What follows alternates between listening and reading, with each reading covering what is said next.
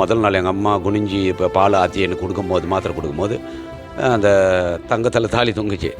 மறுநாள் ஒரு 4 நாள் பொறுத்து பார்த்தீங்கன்னா அப்படி குனியும் போது அந்த மஞ்சள் கட்டியிருப்பாங்க பார்த்தீங்களா, அந்த கயிறு வந்து விழுந்துச்சு பாருங்கள்.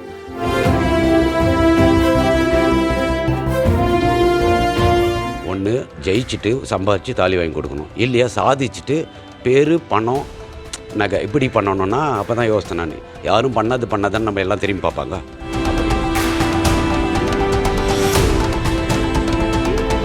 இது எங்கள் அம்மாவுக்கு செஞ்ச சபதம் இது. ஏன்னா அவங்க இல்லை இன்றைக்கி. அந்த சமாதிகளை போய் நான் ஒரு நாள் ஜெயிச்சுட்டு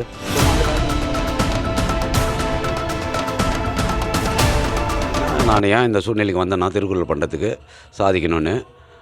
என்னுடைய உடல்நிலை கொஞ்சம் பாதிக்கப்பட்டுச்சு. நாங்கள் ஆர்டிஸ்ட்ன்றதுனால டைமுக்கு சாப்பிட மாட்டோம். அதனால் வந்து உடல்நிலை பாதிக்கப்பட்டு ஒரு மருத்துவமனையில் இருந்து ரொம்ப சீரியஸாக இருக்கும்போது வாழ்க்கை அவ்வளோதான் காப்பாற்ற முடியாதுன்ற ஸ்டேஜுக்கு வந்துட்டேன் நான், ஸ்டமக் பெயினில். அதுக்கப்புறம் தான் எங்கள் அம்மா பார்த்தாங்க, எதுவும் இல்லையே அவனை வச்சு காப்பாற்றுன்ட்டு. அவங்க என்னென்னா சொல்லுங்கள், முதல் நாள் எங்கள் அம்மா குனிஞ்சி இப்போ பால் ஆற்றி எனக்கு கொடுக்கும்போது மாத்திரை கொடுக்கும்போது அந்த தங்கத்தில் தாலி தொங்குச்சு. மறுநாள் ஒரு 4 நாள் பொறுத்து பார்த்தீங்கன்னா அப்படி குனியும் போது அந்த மஞ்சள் கட்டியிருப்பாங்க பார்த்தீங்களா, அந்த கயிறு வந்து விழுந்துச்சு பாருங்கள். எனக்கு கபீர்னு ஆகிட்டு நான் எங்கள் அம்மாவை கேட்டேன், என்னம்மா இது தாலி எங்கம்மானா, அதை வச்சு சேட்டுக்கிட்ட வச்சு தாண்டா காப்பாற்றி விட்டேன் அப்படின்னாங்க. இந்த மாதிரி ஒரு தாய்க்கு நம்ம வந்துட்டு கஷ்டப்பட்டு அது சென்டிமெண்ட் என்னை மண்டியில் அடிச்சுனே இருந்துச்சு. ஒன்று ஜெயிச்சுட்டு சம்பாதிச்சு தாலி வாங்கி கொடுக்கணும், இல்லையா சாதிச்சுட்டு பேர் பணம் நகை இப்படி பண்ணணும்னா அப்போ தான் யோசித்தேன் நான்.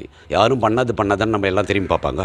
அப்புறம் யோசித்தேன், இந்த ஜென்மத்தை நம்ம வேஸ்ட் பண்ணிட்டோமேன்னு ஃபீல் பண்ணேன். நைட்டெல்லாம் தூக்கம் வராது எனக்கு. என்னை ஒரு தாலி இறக்கிட்டோமே ஒரு பெத்த தாய் இது. அந்த சென்டிமெண்ட்டு என்னை தூக்கத்தில் பெரட்டி யோசிக்க வச்சிச்சு. அது திருக்குறள் தான் செலெக்ஷன் பண்ணுறதே எனக்கு தெரியாது உண்மையிலே. அது என்னென்னா அது உலக பொதுமறைன்னு சொன்னாங்க.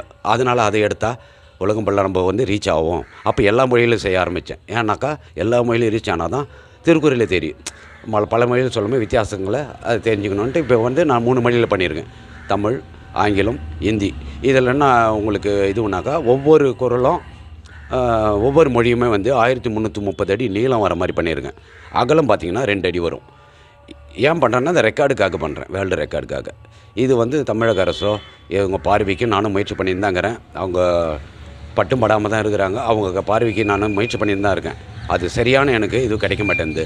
இது வந்து அம்மா சென்டிமெண்ட்டு ப்ளஸ்ஸு திருக்குறள்ன்றது உலக இது எல்லா விஷயமும் சொன்ன இது. இப்போ வந்து நான் அதை வாங்கின்னு வந்து அந்த பூந்தோழப்போன்னு சொல்லுவாங்க, குறைப்பில் அதில் பண்ணுறேன் நான். யாருன்னா வந்து என் ஒர்க்கு பண்ணிவிடுவாங்களேன்னு தான் நான் எல்லா மொழியிலையும் பண்ணி என் ரெக்கார்டை யாரும் உரைக்கக்கூடாது. இது எங்கள் அம்மாவுக்கு செஞ்ச சபதம் இது. ஏன்னா அவங்க இல்லை இன்றைக்கி.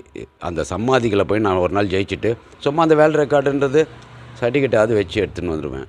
என்னுடைய இது அதுதான். நான் விட்டு போகும்போது எதனா ஒரு அடையாளம் இருக்கணும் எனக்கு, அவ்வளோதான். எங்கள் அப்பாவுக்கு இருந்த அடையாளம் இல்லை, எனக்கு ஹீரோவே ரோல் மாடல் அவர் தான். அவர் இருந்த மாதிரி எதனா ஒன்று இருந்தாலும் எனக்கு போதுன்னு பார்த்தேன். அடுத்தது அரபிக் பண்ணலான்னு இருக்கேன். ஏன்னா கடல் தாண்டி அது எதனா ஒரு அருங்காட்சியத்தில் இருந்தால் யார் பண்ணது எப்படி பண்ணாங்க அப்படின்னு கேட்கும்போது தமிழ்நாடு, மயிலாப்பூர், திருவள்ளுவர் இதுதான் எனக்கு தேவை.